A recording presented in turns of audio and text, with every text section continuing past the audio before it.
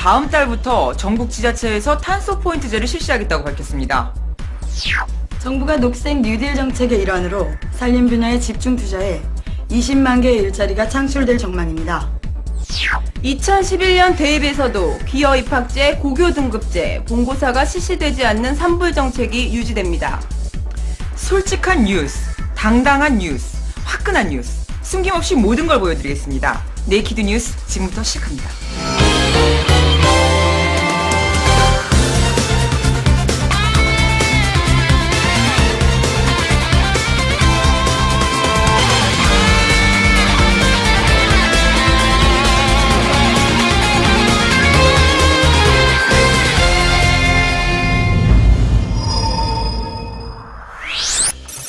네이키드 뉴스 단신 속보입니다. 미국의 팝 황제 마이클 잭슨이 자택에서 사망했습니다.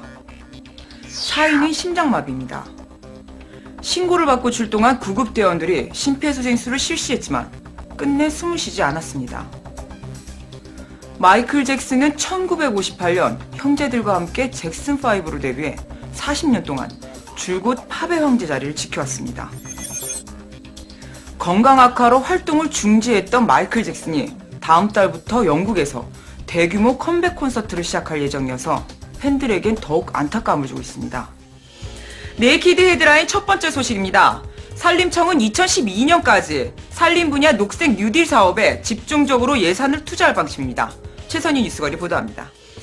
산림청은 정부의 녹색 뉴딜 정책 중 산림 자원의 조성과 활용 확대, 녹색 생활공간 조성 분야에 2012년까지 3조 2천억 원을 투자할 계획입니다.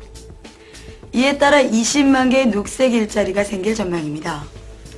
산림 분야 녹색 뉴딜 사업의 세부 추진 계획은 100만 헥타르가 넘는 녹색 숲을 가꿔 산림의 탄소 흡수원을 확보하고 산물 수집을 확대해 산림 바이오매스의 활용도를 높일 계획입니다. 또한 기후변화에 대응해 묘목 생산을 확대하고 경제력 육성 및 지속 가능한 산림 경영을 통해 녹색 성장 기반을 조성할 예정입니다. 산촌 지역을 중심으로 산림 부산물 에너지 자원으로 활용하는 탄소 순환 마을을 조성하고 산림 서비스 증진 산업과 생활림 조성 관리 사업을 운영합니다. 정부와 산림청은 이에 따른 조립 및 인도 사업 확대와 산림재해 예방 및 보건 사업 등이 추진되면 내년 대학 입시 제도에서도 산불 정책이 그대로 유지됩니다. 자세한 소식은 손민아 뉴스거리 보도합니다. 현재 고등학교 2학년이 치르는 2011년 대입에서도 기여 입학제, 고교 등급제, 본고사가 금지됩니다. 한국대학교육협의회는 어제 2011학년도 대학 입학 전형 기본사항을 발표했습니다.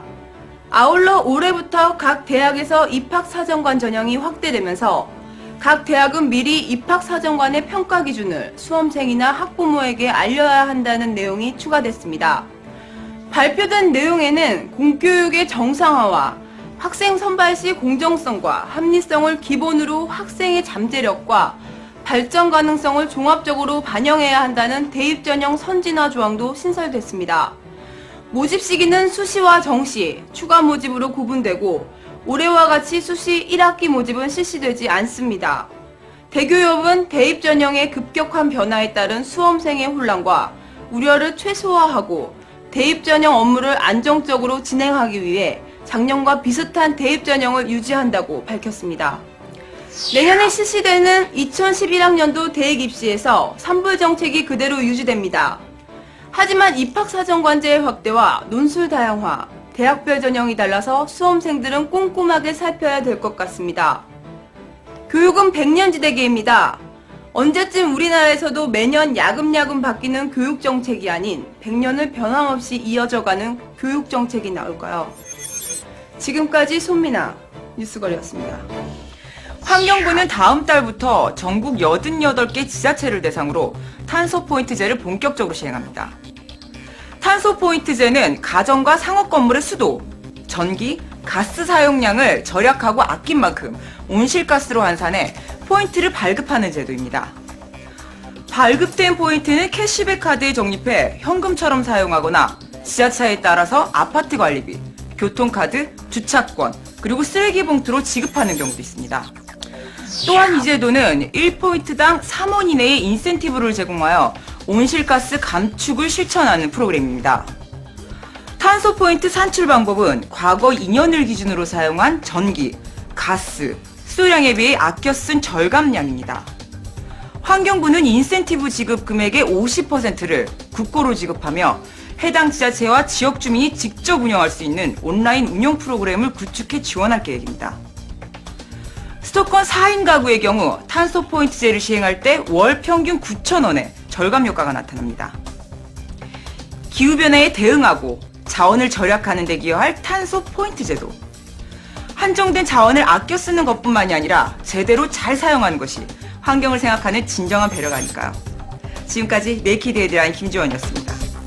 제33차 유네스코 세계문화유산위원회는 수도권의 왕릉부터 강원도 장릉까지 조선왕릉 40기를 세계문화유산 목록에 올리겠다고 발표했습니다. 유네스코는 보고서에서 한 왕조 무덤이 고스란히 남아있고 500년이 넘는 조선 왕조의 독특한 건축 양식이 잘 보존되어 있어 세계유산적 가치가 있다고 등재 이유를 밝혔는데요.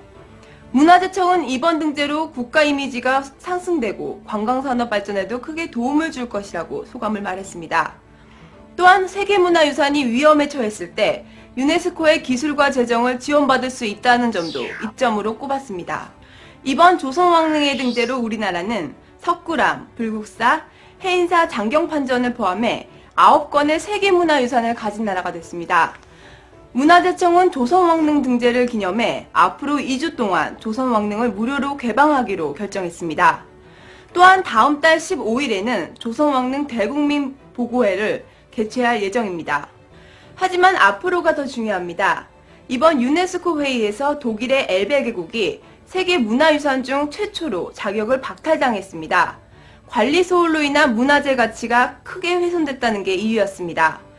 세계유산을 잘 유지하고 보존하기 위해서는 정부의 문화재 보호 정책과 사후 관리, 국민들의 꾸준한 관심이 필요합니다. 지금까지 송민아 뉴스거리였습니다. 어제 이명박 대통령이 일본의 아소다로 총리와 정상회담을 마치고 귀국했습니다. 한민경 뉴스거리 보도합니다. 이 대통령은 어제 아소 총리의 초청으로 일본을 방문해 북한 문제, 한일 경제 협력, 국제사회에서의 한일 상호 협력에 대해 논의했습니다. 이날 회담에서 아소 총리는 북핵 문제와 관련해서는 5자 협의보다는 6자회담으로 전진시켜야 하며 한미일 삼국뿐만 아니라 중국의 공조까지 심화시켜야 한다고 말했습니다.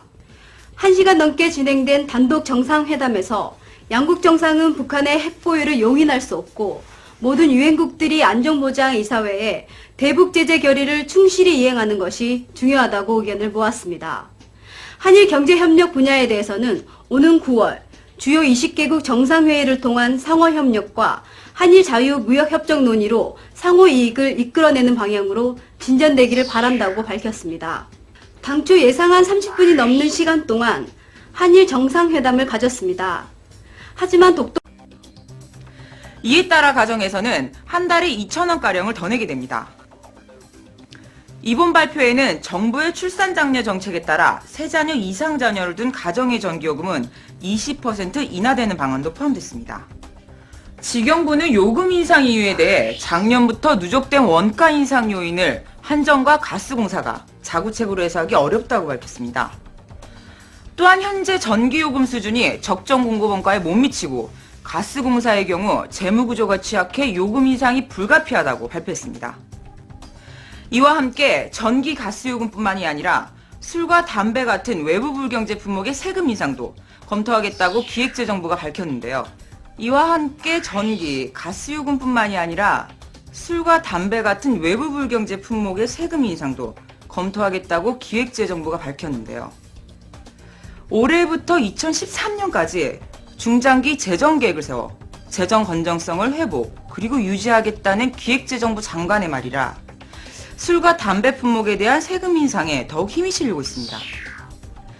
하지만 공공요금 성격을 갖고 있는 전기 그리고 가스요금의 인상과 술과 담배의 세금 인상이 자칫 경제가 어려운 요즘 물가 상승으로 확산되는 건 아닌지 걱정스럽습니다. 지금까지 네이키드 헤드라인 김지원이었습니다.